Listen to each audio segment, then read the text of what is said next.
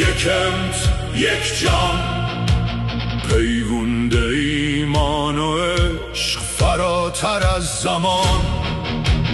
غم تو غم ماست، اشک تو اشک ما، در هر دعا کنار توییم ما. ایران و پاکستان دو برادر هم صدا، در راه اسلام و ایمان تا همیشه با وفا.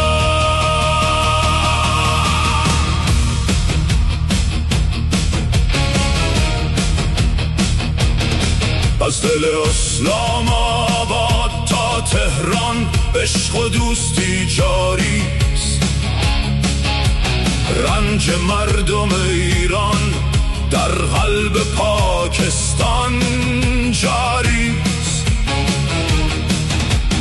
اشک مادران داغدار اشک ما نیز هست، درد کودکان بیگناه زخمی بر جان ماست.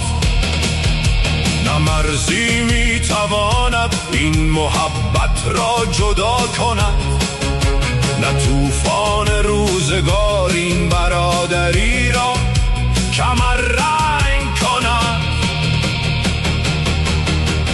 دست در دست یکدیگر در غم و شادی زمان، ایران و پاکستان یک دل و یک جان.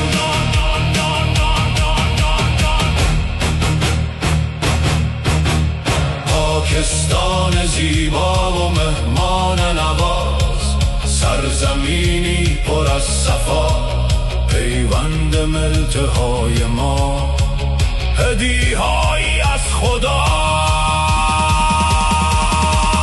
ایران و پاکستان یکمت یک جان، پیوند ایمان و عشق فراتر از زمان. غم تو غم ماست، اشک تو اشک ما، در هر دعا کنار توییم ما.